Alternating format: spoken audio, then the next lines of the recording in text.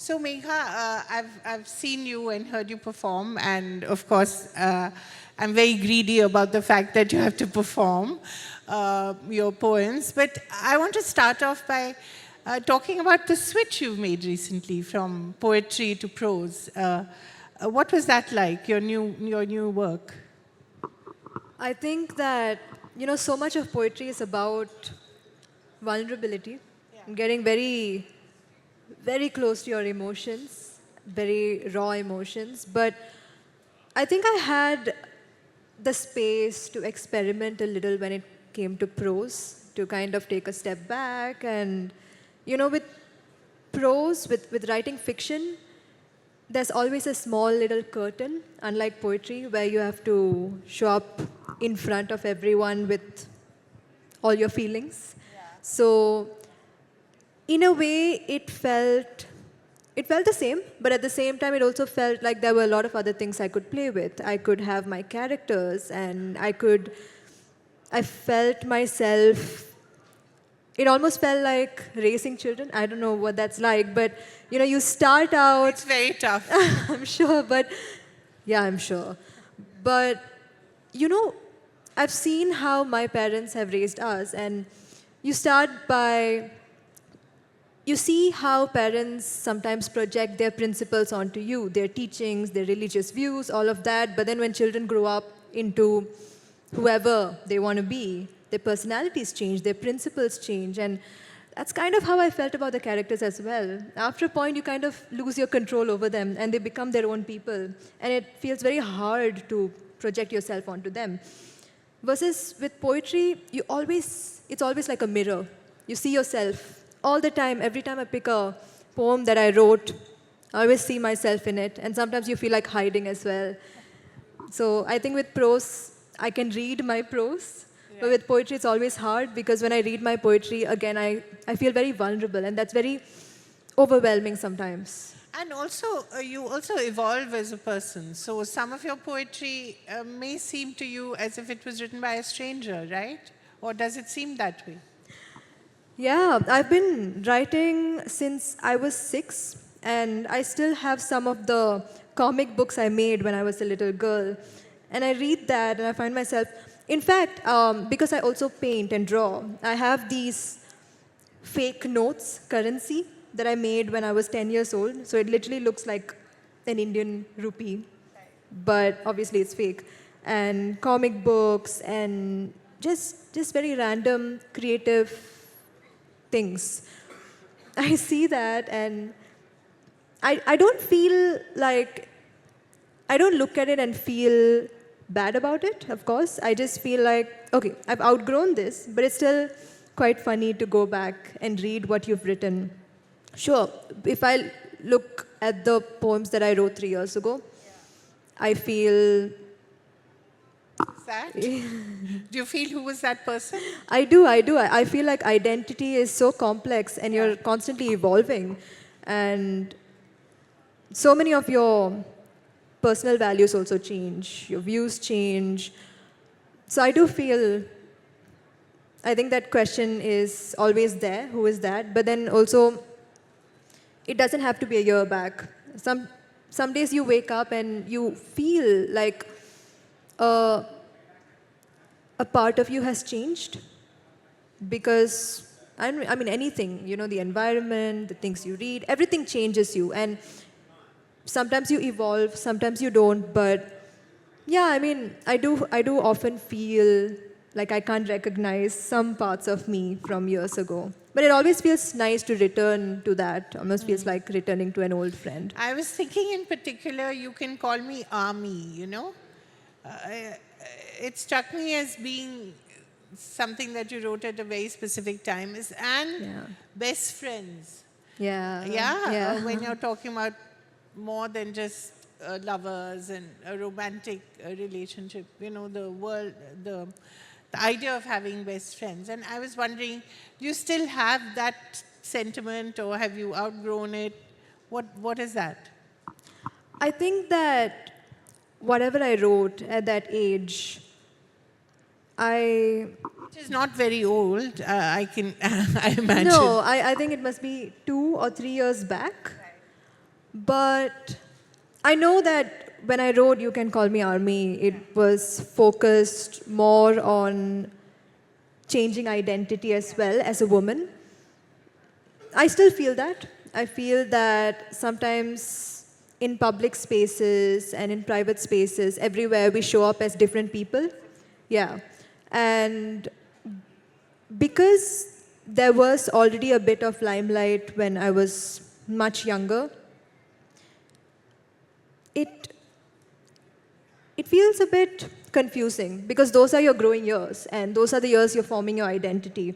And there's a lot of noise outside, and there's especially in this age of social media, right? You're always presenting a very specific version of yourself. And when you're growing in an environment like that, it's very easy to be,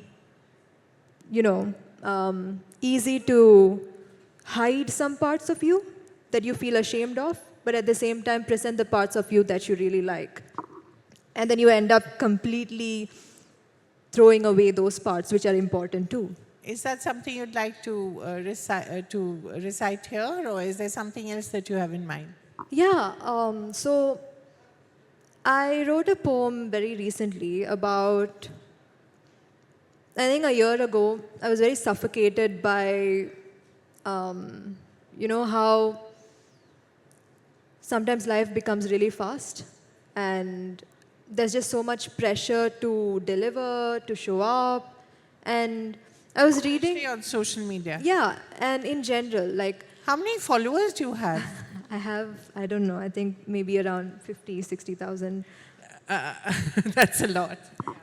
But I was reading this book called How to Do Nothing, Beating the Attention Economy. And the author used a very specific word called JOMO, which means the joy of missing out. I know everyone's heard of FOMO, and we often feel that. We feel that when we don't get invited to a party, or maybe all our friends are at a lit fest, but then we just fall sick and we can't show up. Anything, we feel FOMO. But this term JOMO really caught my attention, and so I wrote a poem about just slowing down. And yeah, this one's called Pauses, so I think I'll just perform it.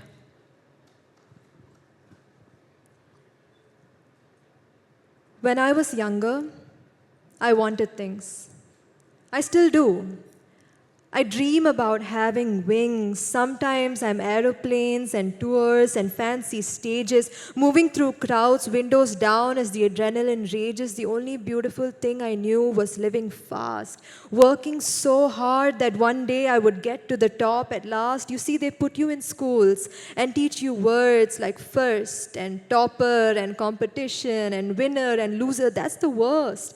And suddenly you're in this loop, running and running and running until you hit a wall and have a terrible, terrible fall. They put you in cubicles and suits and upgrade you, but everyone knows that corner office is meant only for a few. And even if you quit, the new place you go to loses its shine. Before you know it, you're working all the way till 9. So what if you do finally land your dream job? One day, you find yourself holding back a confused sob because all you ever do, even with the things you love, is race and race and race until your feet can't keep up with the pace. Nobody ever told you that you were allowed to take a break. Nobody ever told me that I was allowed to take a break. So take a break. Do it. Take that break. You get to stop, you get to pause, you get to calm down. You get to stay indoors and wear some lame flower crown, dance around with a glass of wine to melodrama, wear nothing but an old SpongeBob SquarePants pajama. I know that it's hard to take a step back, but I did it anyway. Read a book, took an afternoon nap, and it was really okay. So now there are things I'm learning gently with age. Life is a novel, and there's a rare happiness in savoring every single page. I learned that my self-worth can be measured in smaller ways, that dragging the gas cylinder all the way to my flat is a talent, that I might just take time out of my busy schedule to focus on the more important things like cooking and laughing and journaling and maybe just existing. You see, time spent relaxing will never be time gone to waste. Even if I'm no longer headlights on the highway or glamorous nights in Bombay, I am still worthy. I don't need to hurry. So the world can keep its nasty popularity contests. You're skipping the rat race and taking a detour with me. We'll talk about the skill of being good at life, about nourishing friendships and remembering birthdays, about drawing boundaries and making your colleagues smile on Mondays. Because I know that you can paint and play the piano, even win a marathon. But tell me about your special gift of carrying groceries home. Tell me about your knack for taking care of stray dogs, calling your grandmother up, and being a good listener. And I will show you how good I am at loosening up, at halting once in a while so that I don't blow up. Because I'm not always the city that never sleeps, pacing backstage, prepping for a late night show. Some days, I'm the Himalayas, sipping black coffee and stargazing through a cabin window. Some days, I am immovable and slow. And yet, I'm stable and learning how to grow. So, yeah. Thanks. I think it's something all of us need to do. But I want to ask you about this wonderful phenomenon of real interest, a revival of interest in poetry and in the spoken word, you know, which I think is lovely because I don't think we can have enough poetry in our lives. But talk a little about this. What is it that is attracting young people to poetry?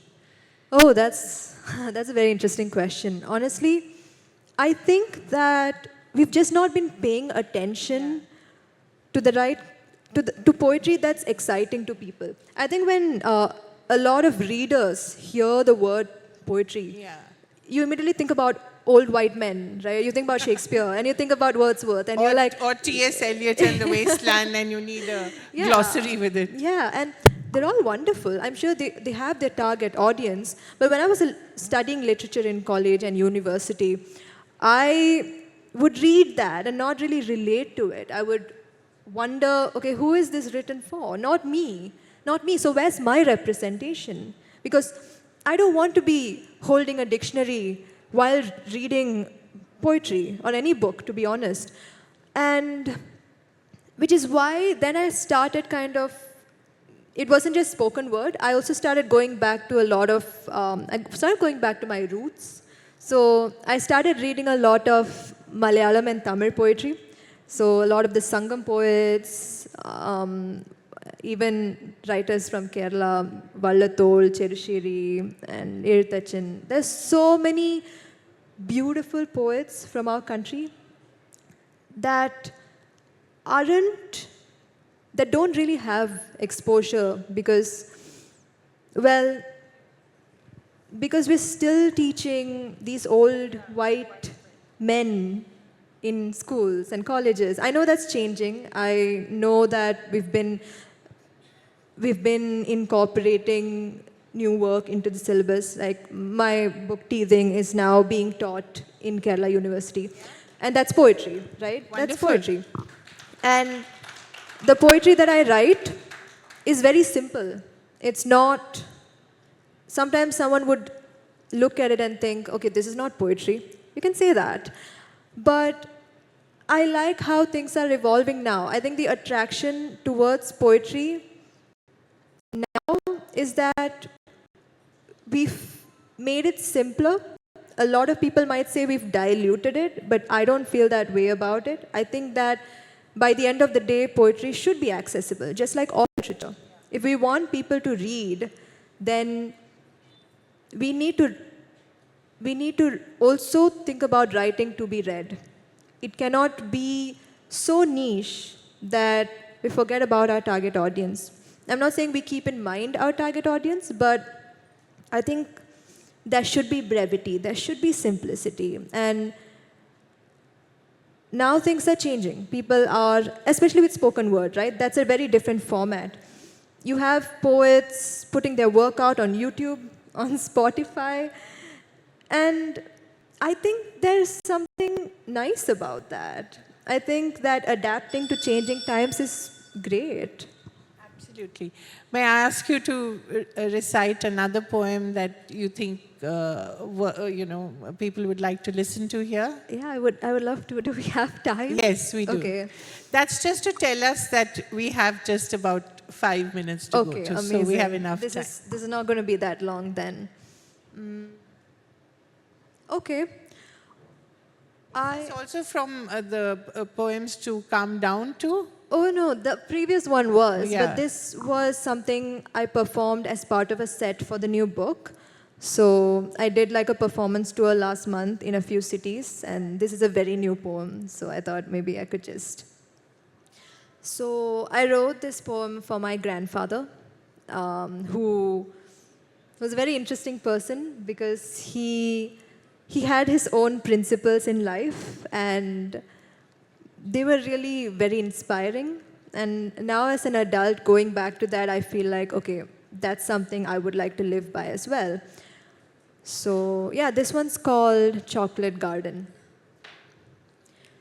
Games and mixed signals, ghosting and trauma bonding. Tell me you're too old for them, because I'm ancient, can't stand them. I've been growing into my house, roots and all. I've been flowering, even when it's winter and fall. I've been humming to the songs of the settled, and they only get better and better. Call me old soul, call me silly goose, call romanticism more fatal than the noose. But I was raised by my grandfather in his little village, and sweet talk was never the rage in that day and age. But he loved me, I swear he loved me. Because when I planted wrappers in his field, he watered them with me. And when I wasn't looking, he hung chocolates on every tree, cycled to the nearest city to buy pink shoes for me, sat with me while I studied for my test, switched the lights off when I slipped into rest. He didn't know much about science, because he'd only studied till the 9th. But when I asked him what the earth looked like from the moon, he gave me a blue marble and said it was shiny and cute and such a boon, as naughty and rare as little granddaughters. Every word he said, I bought it. Not once did he make me feel like a misfit. He even taught me to fold my failed answer sheet into a paper kite, not saying it was right, but hey, we did it anyway. And then he said, the night was just the sky with a black eye. Don't be afraid of the power cut. Don't cry. He used to weep for my bruised knees, even ate all my medicines with me just to keep me company. That's the man I had with me. So I knew a very special kind of love when I was a little girl.